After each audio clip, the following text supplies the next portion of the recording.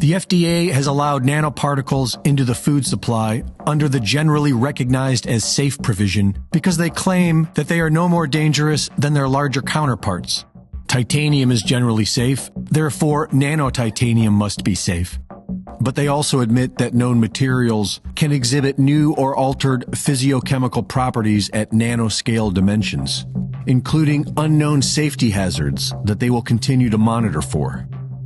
In other words, the human trials for consumable nanotechnology is currently happening in the public without their knowledge. Nanoparticles can be absorbed into our immune defense system and into our bloodstream. And just like the FDA admits, materials at the nanoscale can cause unknown changes in a person's biological system.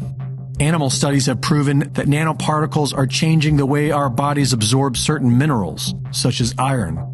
FDA chemist Timothy Duncan wrote that nanotechnology in the food supply is being held back because the food supply industry is afraid of public backlash, and argues that nanotechnology will somehow make food healthier.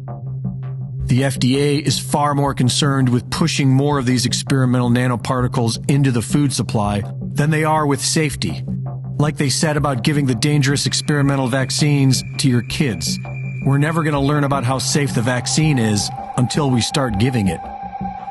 At least 20 products are adding laboratory-made nanoparticles into the ingredients, and they are getting ready to coat bananas in new nanotech. But companies are not required to disclose nano-sized ingredients, so we don't know how prevalent it is. Along with being a proponent of population reduction, forced vaccinations, and genetically modified foods, Bill Gates is also the biggest private farm owner in America. Does anyone doubt for a second that Bill Gates is allowing this dangerous nanotech the FDA is pushing for into America's food supply? In related news, 10 out of the 19 states in which Bill Gates owns farmland, along with at least another 10, have recently made it legal to dispose of human bodies into the municipal water supply, allowing human remains to be added into biosolid-sourced fertilizer. It's called alkaline hydrolysis and is referred to in pop culture as being very, very green. Spiritual leaders have strongly objected to alkaline hydrolysis because they say it is disrespectful to the human body, the vessel of a divine soul. And it's understandable why they say this. In alkaline hydrolysis, the human body is liquefied with lye and poured down the sewer to mix in with the community's excrement. And if that weren't bad enough, this biosludge is then collected from municipal water treatment plants and used as so-called fertilizer on factory farms. The official excuse is that it saves the government money for expensive toxic waste disposal.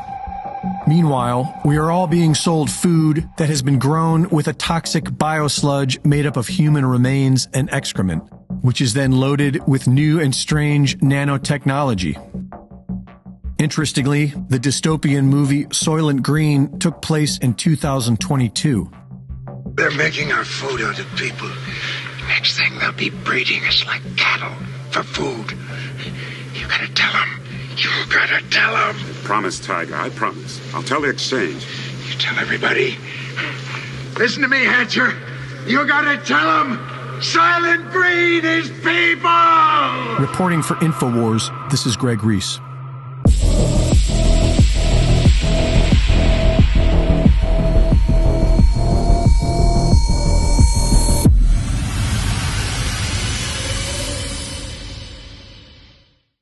Thank you for watching the latest Greg Reese Report.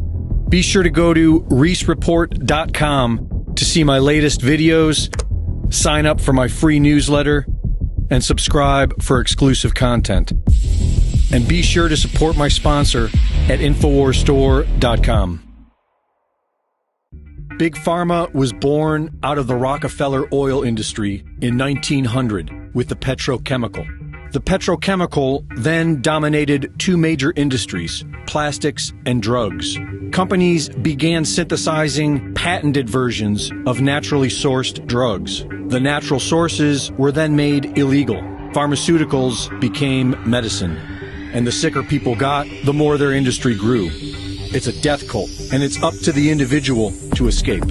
Good health begins with a healthy immune system. which needs the proper nutrients to thrive. Nutrients we cannot readily get from our food today. The combinations of vitamin C and zinc and vitamin D3 with calcium have been proven to be what we need to maintain a healthy immune system. Go to InfoWarsStore.com and start supporting your natural immune system now with the Mega Immune Support Pack, now 40% off.